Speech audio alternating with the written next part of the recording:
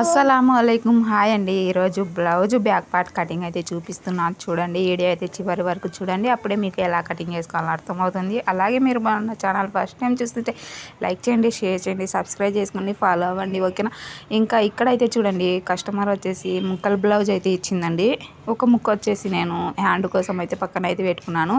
పెద్దగా ఉన్న ముక్కను అయితే తీసుకున్నానండి. తీసుకొని ఈ ముక్కను రాంగ్ సైడ్కి అయితే ఫోల్డింగ్ చేస్తున్నాను. చూడండి, రాంగ్ సైడ్కి ఫోల్డింగ్ చేసుకోవడం వల్ల మనకు మార్కింగ్ అనేది గలీజ్ రాకుండా నీట్ ఫినిషింగ్తో వస్తుందండి, ఓకేనా. ఇంకా ఈ విధంగా రాంగ్ సైడ్కు ఫోల్డింగ్ చేసుకున్నా. చూడండి, ఫోల్డింగ్ ఉన్నది మన వైపుకి అయితే పెట్టుకోవాలండి, ఓపెన్ ఉండేది మనకు ఆపోజిట్ అయితే పెట్టుకోవాలండి. తర్వాత వచ్చేసి చూడండి, ఇటు సైడ్ మనకు ఒక హాఫ్ ఇంచ్ ఖర్చుతో మార్కింగ్ అయితే వేసుకోవాలండి. మీకు ఇక్కడ వచ్చేసి క్లాత్ అనేది హెచ్చు తగ్గులు ఉంటే స్ట్రైట్గా కటింగ్ చేసుకోండి, ఓకేనా. ఇంకా హాఫ్ ఇంచ్ మార్కింగ్ వేసుకున్న తర్వాత ఇప్పుడు చూడండి, ఆల్తీ బ్లౌజ్కు చూడండి మనకు సైడున ఖర్చు ఉంటుంది కదా, ఎగస్ట్రా కుట్లు వేసిన ఖర్చు, ఈ ఖర్చు దగ్గర చూడండి ఇలా మధ్యలోకి ఫోల్డింగ్ చేసేసి ఈ విధంగా మనము ఫోల్డింగ్ చేసేసి ఇంకా మనం నడుము లూజ్ అయితే చూసుకోవాలండి. ఈ విధంగా మనము నడుము లూజ్ అయితే చూసుకుంటే మనకు ఇంకా ఎగస్ట్రా ఖర్చుతో ఏం అవసరం లేదండి, మొత్తం ఇందులోనే వచ్చేస్తుంది, ఓకేనా. ఈ ఒక్క మార్కింగ్లోనే మనకు మొత్తం ఎగస్ట్రా ఖర్చుతో మొత్తం కలిపేసి వస్తుంది. ఈ విధంగా మనం పై వరకు మార్కింగ్ అయితే వేసుకోవాలండి. తర్వాత వచ్చేసి చూడండి, ఇప్పుడు మనము బ్లౌజ్ పొడవు అయితే చూసుకోవాలండి. ఆల్తీ బ్లౌజుకు రాంగ్ సైడ్ ఈ విధంగా పైన షోల్డర్ దగ్గర నుంచి కింద డాట్ వరకు ఈ విధంగా మధ్యలోకి ఫోల్డింగ్ చేసేసి మనము బ్లౌజ్ పొడవు అనేది చూసుకోవాలండి. బ్లౌజ్ పొడవు ఎక్కడికి వస్తుందో చూసుకొని ఒక హాఫ్ ఇంచ్ పైకి అయితే మార్కింగ్ వేసుకోవాలండి. ఈ విధంగా మనము బ్లౌజ్ పొడవుకు ఒక మార్కింగ్, అలాగే ఒక ఖర్చుకు ఒక హాఫ్ ఇంచ్ ఒక మార్కింగ్ అయితే ఈ విధంగా వేసుకోవాలండి. ఈ విధంగా వేసుకున్న తర్వాత మళ్ళీ ఒకసారి అయితే మీరు కొలిచి చూడండి, మీకు అప్పుడే మీకు కరెక్ట్గా వచ్చిందో లేదో అర్థమవుతుందండి. మనకు ఈ బ్లౌజ్ తగ్గితే బ్లౌజు మొత్తం డిఫరెంట్ వచ్చేస్తుందండి. ఈ పొడవు తగ్గితే మనకు ఈ పొడవు మనం కరెక్ట్గా పెట్టుకుంటే బ్లౌజ్ మొత్తం ఫిట్టింగు సూపర్గా వస్తుంది, ఓకేనా. ఈ విధంగా మనము 1-2 సార్లు బ్లౌజ్ పొడవు అనేది చెక్ చేసుకోవాలండి. ఇప్పుడు వచ్చేసి మనము ఆల్తీ బ్లౌజుకు ఫోల్డింగ్ చేసేసి ఈ విధంగా మనము బ్లౌజ్ పీస్ మీద అయితే వేసుకోవాలి. చూడండి, బ్లౌజ్ వచ్చేసి మనం రాంగ్ సైడ్కి ఫోల్డింగ్ చేసుకోవాలండి. అదే బ్యాక్ పార్ట్ పైకి వచ్చే విధంగా ఫోల్డింగ్ చేసుకొని నెక్ ఎడల్పు దగ్గర ఒక మార్కింగ్, పొడవు దగ్గర ఒక మార్కింగ్ అయితే వేసుకోవాలండి. ఈ విధంగా వేసుకున్న తర్వాత ఇప్పుడు షోల్డర్కి వచ్చేసి చూడండి మీకు కనిపించే విధంగా చూపిస్తాను. షోల్డర్కి వచ్చేసి షోల్డర్ ఎక్కడికి వస్తుందో చూసుకొని ఒక హాఫ్ ఇంచు ఎగస్ట్రా మార్కింగ్ అయితే వేసుకోవాలండి. అప్పుడే మనకు ఖర్చుకు అయితే సరిపోతుంది. హ్యాండ్స్ వైపు అలాగే నెక్ వైపు చూడండి, ఇటు సైడ్ పావించు, అటు సైడ్ పావించు, మనకు ఒక హాఫ్ ఇంచు దానికి షోల్డర్ కన్నా ఒక హాఫ్ ఇంచు ఎగస్ట్రా అయితే రావాలండి. ఇప్పుడు మనము సంఖ భాగంలో చూడండి, ఈ విధంగా మనం హ్యాండ్ కొంచెం పైకి ఎత్తినట్టు పట్టుకొని ఇక్కడ కుట్టు కన్నా ఒక హాఫ్ ఇంచు పైకి అయితే మార్కింగ్ వేసుకోవాలండి.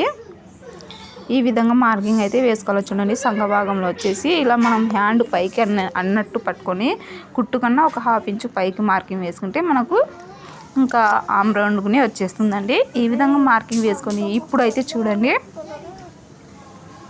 ఇక్కడ డబ్బా బాక్స్ అయితే వేస్తున్నా. చూడండి, సంఘ భాగంలో వచ్చేసి ఈ విధంగా అడ్డంగా ఒక లైను, స్ట్రైట్గా ఒక లైన్ అయితే ఈ విధంగా బాక్స్ షేప్ వచ్చే విధంగా మార్కింగ్ అయితే వేసుకోవాలండి. ఇప్పుడు చూడండి, మీకు మార్కింగ్ అయితే చూపిస్తాను సంఘ భాగంలో. ఇప్పుడు నెక్ దగ్గర కూడా సేమ్ అంతేనండి, అడ్డంగా ఒక మార్కింగ్, స్ట్రైట్గా ఒక మార్కింగ్ వేసుకొని ఇక్కడ జస్ట్ ఇలా రౌండ్ ఇచ్చామంటే రౌండ్ అనేది నీట్గా వచ్చేస్తుందండి. చూసారు కదా, ఈ విధంగా రౌండ్గా వేసుకోవాలండి. తర్వాత వచ్చేసి చాలామంది ఈ విధంగా చూడండి, ఇలా ఎలా పడితే అలా రౌండ్ అనేది తిప్పుతూ ఉంటారండి.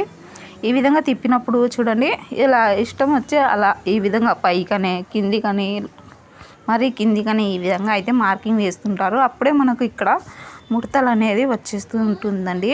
మనం కరెక్ట్గా చూడండి 1 ఇంచు కానీ 1.5 ఇంచు, పెద్ద సైజ్ అయితే 1.5 ఇంచు వచ్చే విధంగా రౌండ్ అనేది తిప్పాలండి. చిన్న సైజ్ అయితే 1 ఇంచు వచ్చే విధంగా చూసుకొని రౌండ్ అనేది మనం ఇక్కడ నీట్గా మార్కింగ్ అయితే వేసుకోవాలండి. అప్పుడే మనకు ముడతలు అనేవి రాకుండా నీట్ ఫినిషింగ్తో అయితే వస్తుందండి.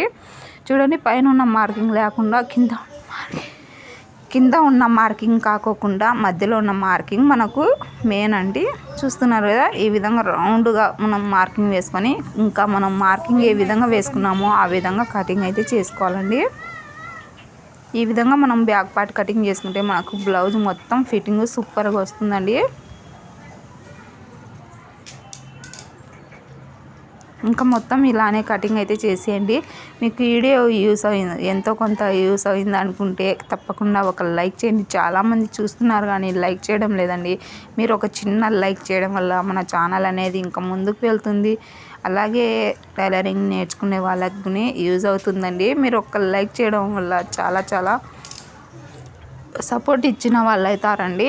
ఇంకా నాకు వీడియోస్ చేయాలనిపిస్తుంది. ఇప్పుడు చూడండి బ్యాక్ సైడ్ డాట్ కోసము మనం ఎగస్ట్రా ఖర్చు దగ్గరికి మార్కింగ్ వేసుకోవాలండి. ఎగస్ట్రా బ్లౌజ్ ఖర్చు ఉంటుంది కదా, అక్కడికి మార్కింగ్ వేసుకొని ఈ విధంగా ఆ మార్కింగ్ దగ్గరికి మధ్యలో ఫోల్డింగ్ చేసేసి ఇక్కడ ఒక ఖర్చు అయితే వేసుకోవాలండి. ఆ ఖర్చు వేసుకొని ఈ విధంగా మనం ఒక 4 ఇంచులు పైన పైకి మార్కింగ్ వేసుకోవాలండి. ఇటు సైడ్ 1/2 ఇంచు, అటు సైడ్ 1/2 ఇంచు ఈ విధంగా మనము డాట్ షేప్ అనేది మార్కింగ్ వేసుకోవాలండి. ఈ విధంగా వేసుకుంటే మనకు బ్లౌజ్ అనేది నీట్గా వస్తుంది.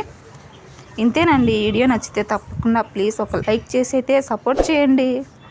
మన ఛానల్ సబ్స్క్రైబ్ చేసుకోండి, ఫాలో అవ్వండి. ఓకేనా? థ్యాంక్ యూ అండి.